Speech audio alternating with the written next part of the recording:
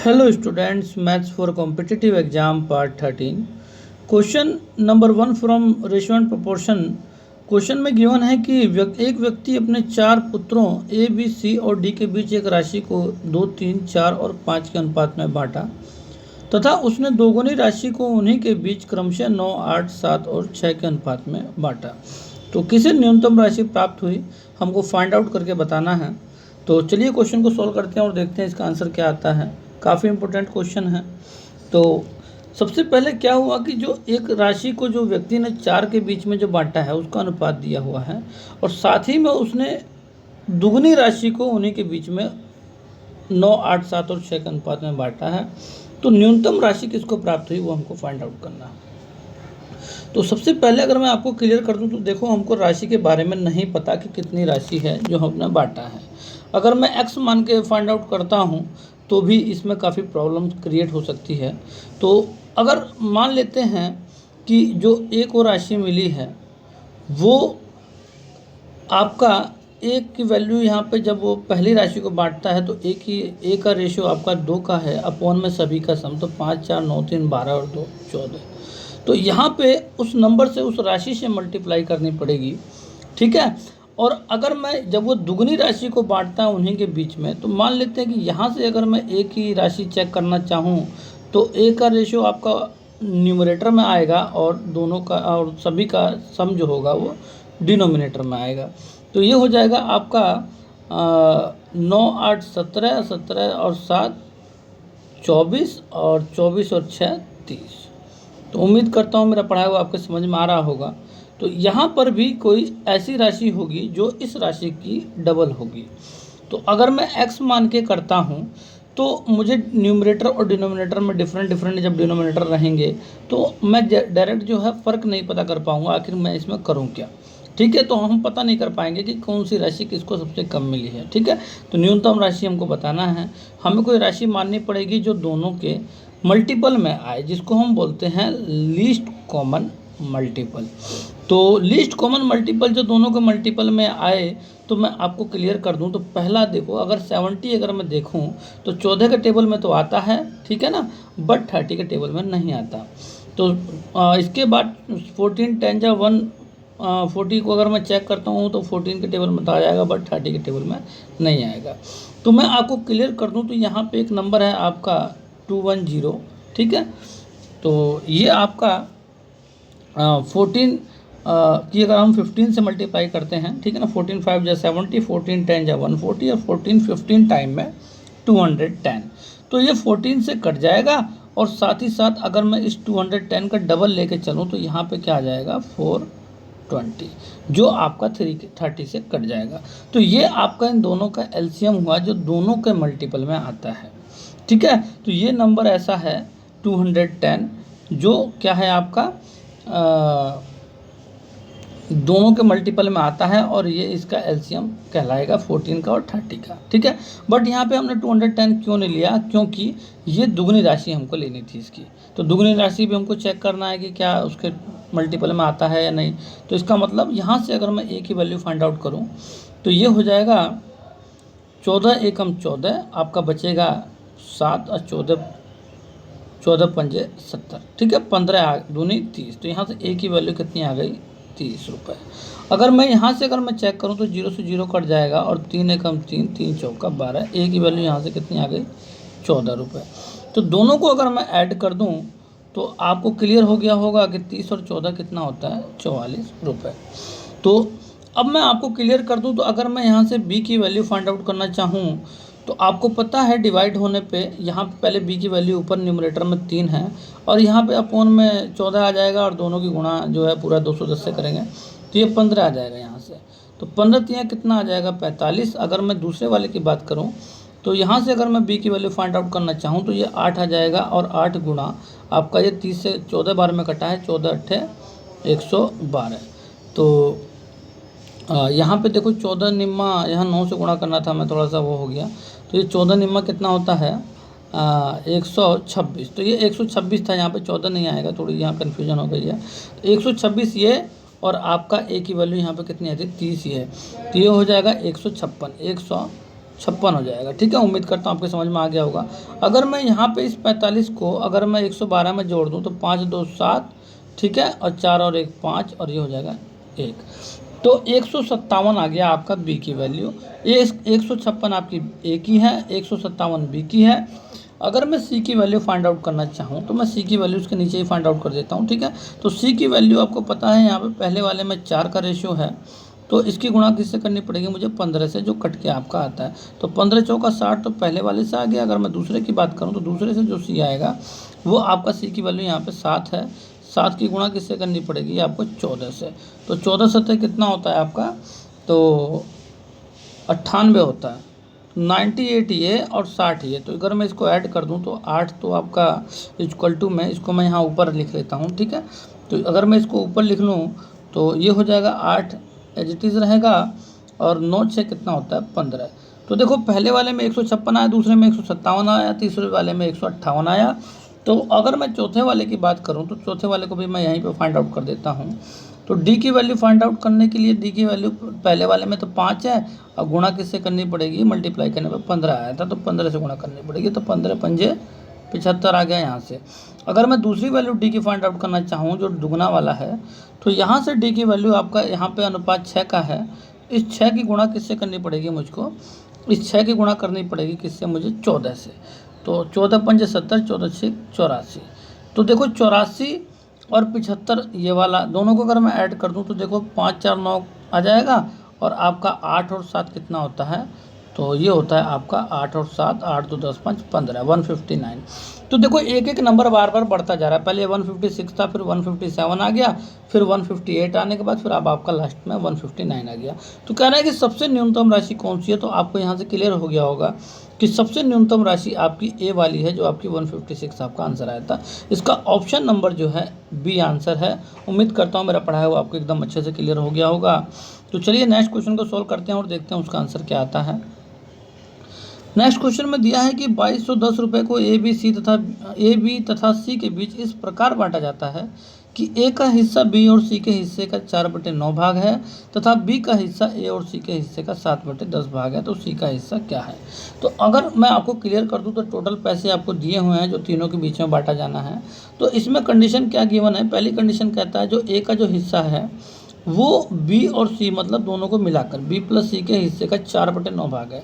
तो ए का हिस्सा बी के हिस्से का बी और सी के हिस्से का 4/9 भाग है। तो मैंने आपको, अगर आप मेरे पुराने स्टूडेंट्स हैं, अगर आपने पहले भी मेरी वीडियो देखी होगी, तो ये रेशियो आपको देखते ही समझ में आ गया होगा मैं कहना क्या चाह रहा हूँ। तो ए जो है बी प्लस सी का 4/9 भाग है। ठीक है, यहाँ से आपको क्लियर हो गया। और क्या कहता है, बी का जो हिस्सा है ये क्या कहता है, ये ए और सी के हिस्से का 7/10 भाग है। तो ए और सी के हिस्से का 7/10 भाग है। यहाँ से आपके फ्रैक्शंस मैंने फाइंड आउट कर लिए हैं। तो कह रहा सी का हिस्सा क्या है। तो सबसे पहले मैं यहाँ से अगर आपको क्लियर कर दूँ तो ए की वैल्यू हिस्से की दी हुई है और बी और सी का हिस्से का सम भी दिया हुआ है। तो मैं अगर डायरेक्ट ए की वैल्यू फाइंड आउट करना चाहूँ तो ए का हिस्सा क्या है, 4/3 का हिस्सा का सम, तो 9 4 13 गुणा टोटल सम, तो ये हो जाएगा 2210। तो 13 एकम 13, तो ये हो जाएगा 13 10 23, तो 9 बचेगा, 13 पंजे 65, 13 6 71, 13 7 91 और 0। तो ये हो जाएगा 17 चौका 68। तो 680 रुपये तो किसके हो गए, ए के हो गए। अगर मैं बी की राशि फाइंड आउट करना चाहूँ तो बी के लिए यहाँ पे 7 है, 7 बटे दोनों का सम 10 7 17 और गुणा में 22 10। तो यहाँ से मैं क्लियर कर दूँ तो 17 एकम 17 और 17 दूनी 34, 17 यहाँ 51 और आपका 130 यहाँ से जाएगा। तो 13 7 कितना होता है 91। तो यहाँ से 910 रुपये बी के आ गए। ठीक है, उम्मीद करता हूँ आपके समझ में आ रहा होगा। तो कह रहा है सी का जो हिस्सा है वो कितना है। तो अगर आपकी मर्जी है या तो सी के हिस्से के लिए आपको क्या करना पड़ेगा, यहाँ से आपको 2210 में से इन दोनों को ऐड करके माइनस करना पड़ेगा। तो 680 और 910 कितना होता है, तो आपको मैं क्लियर कर दूँ, 0 का 0 हो जाएगा और 8 और 1 9 हो जाएगा और आपका 9 6 15 हो जाएगा। तो 1590 को माइनस करना है तो 0, तो 11 में से 9 गया 2, आपका बचेगा फिर 1, फिर 11 में से 5 गया 6, तो 620 आपका आंसर आ जाएगा, जो इसका ऑप्शन नंबर बी आंसर है। तो सी का हिस्सा हो जाएगा आपका 620। चलिए नेक्स्ट क्वेश्चन को सोल्व करते हैं और देखते हैं आंसर क्या आता है। नेक्स्ट क्वेश्चन में गिवन है कि 2 ग्लासों की धारिताएँ समान हैं तथा वे क्रमशः 2/3 भाग तथा 2/5 भाग पानी से भरा हुआ है। दोनों गिलास के शेष भाग को दूध से भर दिया जाता है। यदि दोनों गिलास के मिश्रणों को तीसरे गिलास में मिला दिया जाए तो उसमें पानी और दूध का अनुपात क्या होगा। तो चलिए क्वेश्चन को सोल्व करते हैं। काफ़ी अच्छा क्वेश्चन है। तो दो गिलास हैं, उनकी धारिताएं बराबर हैं, मतलब दोनों के दोनों जो पानी जो होल्ड करेंगे वो बराबर होल्ड करेंगे। तो कह रहा है कि जो पहले वाला गिलास है उसका 2/3 भाग जो है, मान लेते हैं पहला गिलास ए है, इसका 2/3 भाग क्या है, वो पानी से भरा हुआ है। तो इसका मतलब ये हुआ कि अगर टोटल गिलास अगर एक भरा हुआ है तो उसमें से अगर मैं 2/3 भाग माइनस कर दूं तो आपका 1/3 भाग बचेगा जो आपका खाली है। तो इसको अगर मैं दूध से भर दूं तो टोटल गिलास फुल हो जाएगा, ठीक है ना। तो ये आपका वाटर हो गया और इसको मान लेता हूँ बचा हुआ जो हिस्सा है उसमें मैंने मिल्क भर दिया। ये बात आ गई हमारी पहले गिलास की। अब चलते हैं दूसरे गिलास की बात करते हैं। तो दूसरा गिलास जो बी है वो कहता है 2/5 भाग पानी से भरा हुआ है, वाटर से भरा हुआ है, और कह रहा है दोनों को जो शेष भाग है उनको दूध से भर दिया जा रहा है। तो पहले वाले को तो मैंने दूध से भर दिया, अब इसका शेष भाग जो होगा वो टोटल मान लेते हैं कि 1 - 2/5 आपका आ जाएगा। देखो रेशो वाले जो पार्ट होते हैं, अपोन वाले जो फ्रैक्शन का जो पार्ट होता है वो 1 में से माइनस होता है तो बचा हुआ निकल जाता है। तो यहाँ पे अगर आपको देखा जाए तो ये 3/5 बचेगा। ये आपको जो खाली हिस्सा है उसको मान लेते हैं मैंने इसमें मिल्क से भर दिया। तो कह रहा है दोनों गिलास के मिश्रणों को तीसरे गिलास में मिला दिया। कोई बात नहीं, सारे को उठा के हमने वाटर और मिल्क के मिश्रण को मैंने तीसरे उसमें डाल दिया। तो कह रहा है पानी और दूध का अनुपात क्या होगा। तो पानी क्या है आपका, पहले से अगर आपको मैं चेक करूं तो पहले और दूसरे गिलास से पानी का टोटल जो हो जाएगा ये 2/3 + 2/5 हो जाएगा। और अनुपात कह रहा है कि दूध का अनुपात क्या होगा। तो दूसरे में दूध का अनुपात पहले में तो 1/3 का है और दूसरे गिलास में 3/5 का है। तो यहाँ से हम इसको अनुपात को निकाल लेंगे। तो मैं आपको क्लियर कर दूँ, इससे आगे हम बढ़ते हैं।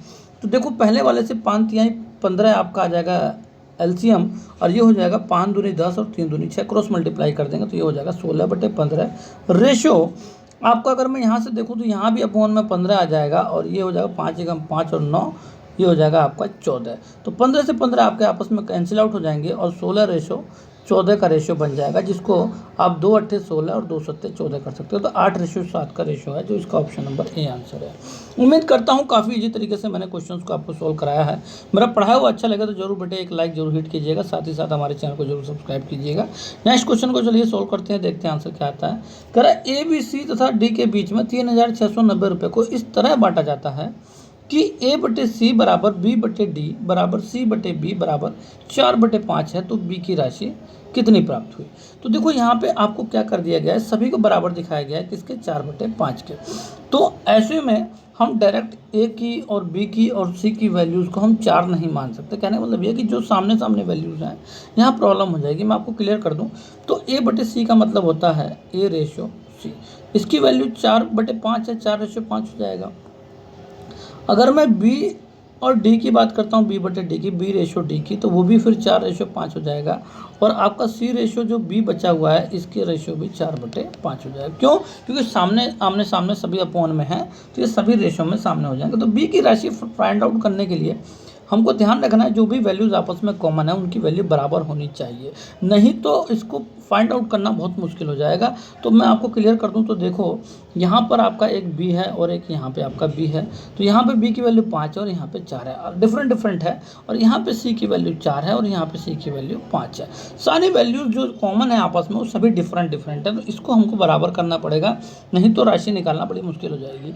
तो मैं आपको क्लियर कर दूँ तो सी की यहाँ पे पहले मैं बी को बराबर कर लेता हूँ, इन दोनों बी को, ठीक है ना। तो पहले 20 से यहाँ 5 है, यहाँ पे 4 है, तो यहाँ पे 4 से गुणा कर दूंगा 20 हो जाएगा, यहाँ पे 5 से गुणा कर दूंगा 20 हो जाएगा। तो देखो 4 चौक 16 और 5 चौक 20 हो गया, ठीक है। और मैं यहाँ से बात करता हूँ तो 4 पंजे 20 और रेशो 5 पंजे 25, ठीक है। तो यहाँ पे देखो बी की वैल्यू बोथ साइड 20-20 हो गई। तो अब एक बात ध्यान रखना, अब हमको क्या करना पड़ेगा, काफ़ी इंपॉर्टेंट बात मैं आपको बताने जा रहा हूँ कि यहाँ पे सी की वैल्यू हमारी कितनी है, अब 16 हो चुकी है, और यहाँ पे सी की वैल्यू कितनी है, 5। इस 5 को मुझको 16 बनाना पड़ेगा, नहीं तो आंसर नहीं आएगा। तो इसको 16 बनाने के लिए मैं क्या करूँ, सिंपल मेथड है बेटे, 16 बनाने के लिए 16/5 कर दो, ठीक है ना। 16 से गुणा, 5 से डिवाइड बोथ साइड। तो देखो पहले वाले 4 में जब जाएगा तो 16 चौका 64/5 आ जाएगा, और रेशो में आपका ये 5 से 5 कट जाएगा, आपका 16 आ जाएगा। तो आपको क्लियर हो गया होगा, सी आपका 16 हो गया है, ठीक है। तो अब यहाँ से अगर आपका जो रेशो मैं चेक करना चाहूँ तो ए बी सी और डी का जो रेशो आया है, तो ए की वैल्यू आपकी हो गई 64/5 रेशो, बी की वैल्यू आपकी यहाँ से निकल चुकी है 20, ठीक है, जो हमने अभी इसको 20 बनाया था। और सी की वैल्यू आपकी 16 बना दी है हमने, और डी की वैल्यू आपकी है 25। तो यहाँ से अगर मैं क्रॉस मल्टीप्लिकेशन 5 की कर दूँ सभी में, तो 64 तो एज इट इज़ रहेगा, और 20 पंजे 100 हो जाएगा, और 16 पंजे 80 हो जाएगा, और 25 पंजे 125 हो जाएगा। जो कहता क्या है कि बी को कितनी राशि प्राप्त हुई, तो बी की राशि हमको ये वाली फाइंड आउट करनी है। इसका रेशियो तो हमें पता चल गया 100 है, तो बी की राशि फाइंड आउट करने के लिए बी की वैल्यू ऊपर बटे सभी का सम। तो आपको क्लियर कर दूं तो देखो यहाँ पे लास्ट में 5 और 4 9 हो जाएगा, ठीक है, सभी को सम कर रहा हूँ मैं, और 8 2 10 और 6 16 का 6 हो जाएगा, आपका कैरी 1, और 1 1 2 और 1 3, 369 हो गया, जो आपकी गुणा करनी पड़ेगी टोटल नंबर से, जो 3690 है। तो उम्मीद करता हूँ आपके समझ में आ रहा होगा। 369 से 10 बार में ख़त्म हो जाएगा, और 100 की 10 से गुणा कर देंगे तो आपका 1000 आ जाएगा, जो बी की वैल्यू है। ऑप्शन नंबर इसका ए आंसर। उम्मीद करता हूँ काफ़ी इजी तरीके से आपको क्वेश्चन समझ में आ गया होगा। चलिए नेक्स्ट क्वेश्चन को सॉल्व करते हैं और देखते हैं आंसर क्या आता है। नेक्स्ट क्वेश्चन में गिवन है कि राम और श्याम के पास कुल मिलाकर 2440 रुपये हैं। यदि राम की राशि का 3/7 भाग तथा श्याम की राशि का 4/11 भाग बराबर हो तो राम के पास कितनी राशि है। मान लेते हैं राम आर है, इसका 3/7 भाग राम का वो श्याम की राशि का 4/11 भाग के बराबर है। मैंने बराबर दिखा दिया। यहाँ से ध्यान रखना कि राशि को अगर मुझे अलग अलग चेक करना है, राशि को अलग अलग हमको डिस्ट्रीब्यूट करना है, तो हमको पहले इसका रेशो इक्वल करना बहुत ज़रूरी है, मतलब रेशो बनाना बहुत ज़रूरी है। तो यहाँ पे तो हमको क्या करना पड़ेगा, अगर मैं राम के अपॉन में अगर मैं श्याम रख दूँ तो आपका ये 4 से जो है 7 चला जाएगा क्रॉस मल्टीप्लाई में, तो 7 चौक 28 हो जाएगा, और 3 आपका नीचे आ जाएगा, 11 3 33 हो जाएगा। तो राम और श्याम का जो रेशो हमारा निकला है वो निकला है 28:33 का। कर राम के पास कितनी राशि है, तो राम की राशि निकालने के लिए 28 आपका राम का है, बटे में दोनों का सम, तो 8 3 11 और 2 3 5 और 1 6, तो गुणा आपका आ जाएगा 24 40। उम्मीद करता हूँ समझ में आ रहा होगा। तो देखो 6 चौक 24 होता है, 60 चौका 240 और 61 चौका 244 हो जाएगा। तो ये हो जाएगा 40, और 28 चौका कितना होता है, तो 8 चौक 32 का 2 कैरी 3, 4 दूनी 8 और 3 11, 1120 हो जाएगा। उम्मीद करता हूँ आपके समझ में आ गया होगा। राम की राशि आपका ऑप्शन नंबर सी आंसर है, 1120 रुपये। चलिए नेक्स्ट क्वेश्चन को सोल्व करते हैं और देखते हैं आंसर क्या आता है। नेक्स्ट क्वेश्चन में कहता है किसी मिश्रण में दूध तथा पानी का अनुपात 4:3 के अनुपात में है। उसमें 12 लीटर दूध तथा 4 लीटर पानी मिला दिया जाता है, तो उनके अनुपात 3:2 हो जाते हैं। तो आरंभ में मिश्रण की कुल मात्रा लीटर में क्या थी। मान लेते हैं आरंभ में जो मिश्रण का जो पानी का और दूध का अनुपात था, दूध और पानी का, वो 4x और 3x का टोटल था। तो अगर मैं इन दोनों को सम कर दूं तो टोटल मिश्रण की मात्रा 7x हो जाएगी।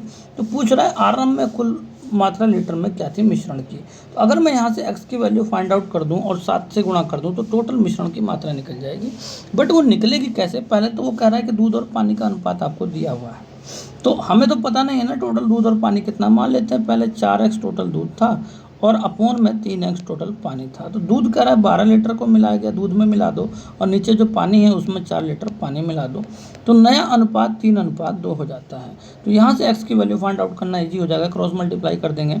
ये हो जाएगा 4 दूनी 8x प्लस के 12 दूनी 24 बराबर 3 तिया 9x प्लस 4 तिया 12।